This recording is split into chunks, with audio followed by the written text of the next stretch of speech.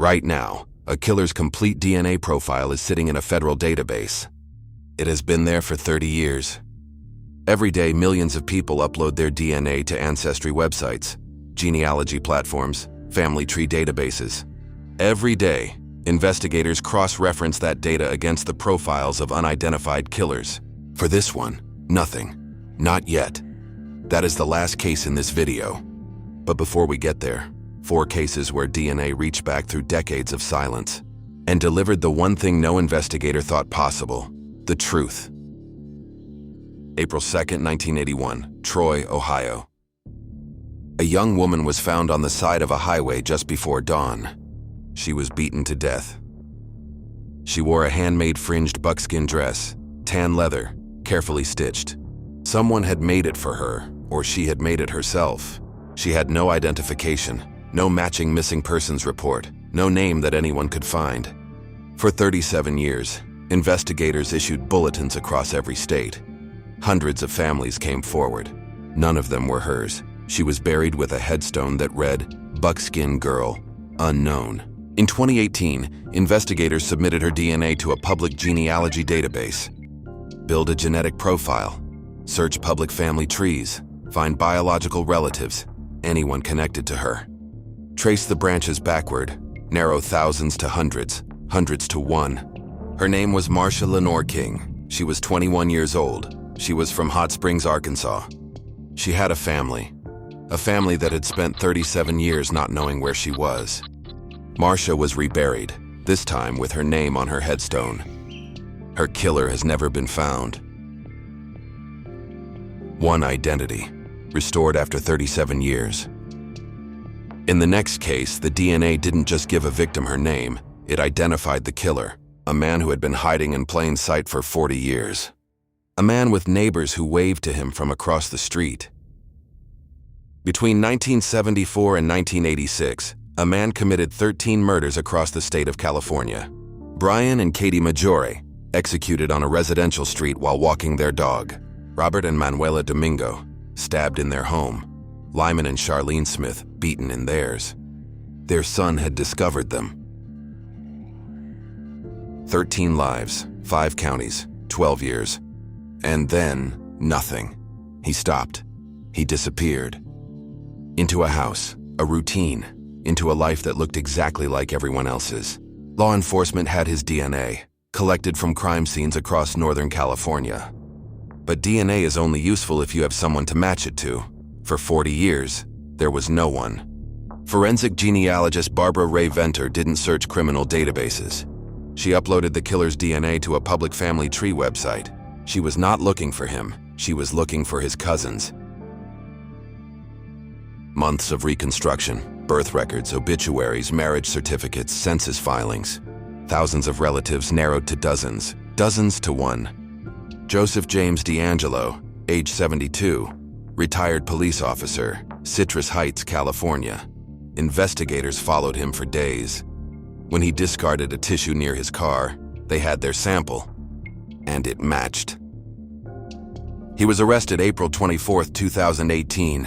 He stood in a courtroom and pled guilty to all 13 murders. He will die in prison.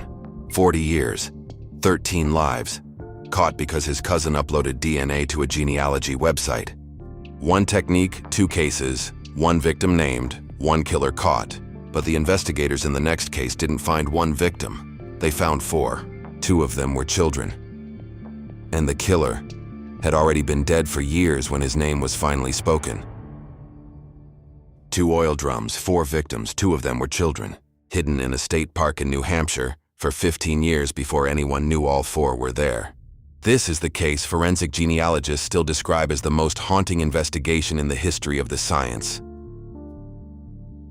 November 1985, Bear Brook State Park, New Hampshire. A hunter found a 55-gallon metal drum hidden deep in the woods. Inside, the skeletal remains of a woman and a young girl, both murdered. No identification, no DNA match, no missing persons report that fit. The case went cold. 15 years later in 2000, investigators returned to the same area, this time with ground-penetrating radar. They found 2 more drums, 2 more children, both murdered. 4 victims, 1 location, same killer, no names. Barbara Ray Venter took the case, the same genealogist who would later bring down the Golden State Killer. Using DNA from the adult woman's remains, she built a family tree. Her name was Marlise Elizabeth Honeychurch. She was from Massachusetts. DNA confirmed 2 of the children were her daughters, Marie and Sarah.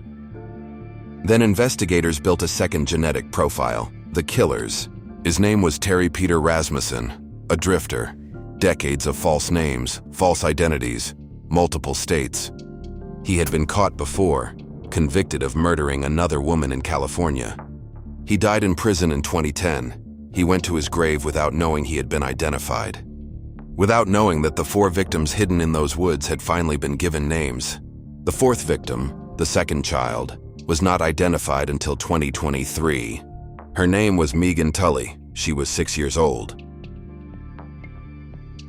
For 38 years, no one knew her name. 3 cases, decades of silence. 3 answers pulled from nothing. But the next case asks a different question entirely. What happens when DNA reaches back? Not decades, but 2 centuries. And what happens when the answer it delivers isn't the one anyone expected? For 200 years, Lavinia Fisher has been called America's first female serial killer. The story claims she and her husband ran a roadside inn outside Charleston, South Carolina.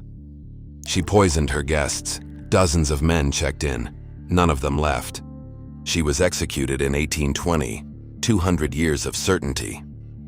Then modern forensic analysis was applied to the historical record. Investigators examined court documents, newspaper accounts, legal depositions, physical sites.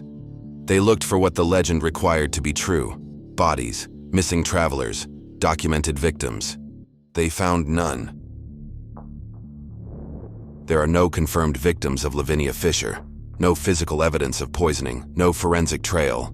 What the records confirm: she was convicted of highway robbery, she was executed. What 2 centuries of investigation cannot confirm: that she murdered anyone. The most famous female serial killer in American history, 200 years of legend. And the science says, we may have been wrong all along. DNA doesn't just solve cold cases. Sometimes, it destroys them.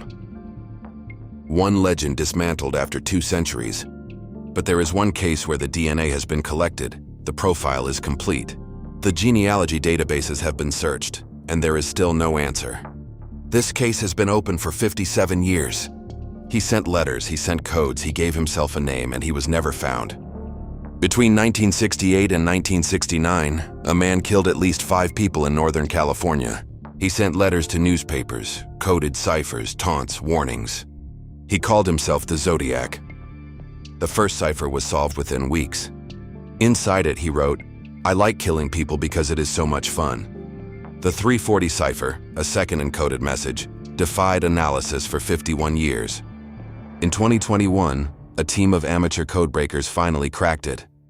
Inside, he wrote, "I hope you are having lots of fun in trying to catch me." Investigators collected his DNA. From letters he sent. From stamps he licked. From envelope seals he pressed closed with his own hands. A complete genetic profile, built from a killer who wanted to be remembered. It was entered into CODIS, the National Criminal DNA Database, and there was no match found. Then investigators used the same genealogy technique that caught the Golden State Killer. The same science that gave Buckskin Girl her name. The same approach that reached into a state park and identified 4 victims from nothing. For the Zodiac, there was nothing. Either his relatives have never uploaded their DNA to any public database, or, what some investigators now believe, the killer may have deliberately planted DNA from someone else. A ghost, a decoy, designed to outlast him. The FBI lists the Zodiac killer case as officially open. The DNA profile is still in the database. Every day, new genealogy uploads are cross-referenced against it. Somewhere right now, a biological relative of the Zodiac killer is living a normal life. They may have already uploaded their DNA to a family tree website. They may not know yet what that means. 5 cases, the same science. 1 woman given her name after 37 years. 1 killer caught from a family tree website after 40 years. 4 victims named, including a child, from a killer who never knew. A legend of 2 centuries, quietly dismantled, and one case is still open. The next cold case investigation is already in your feed.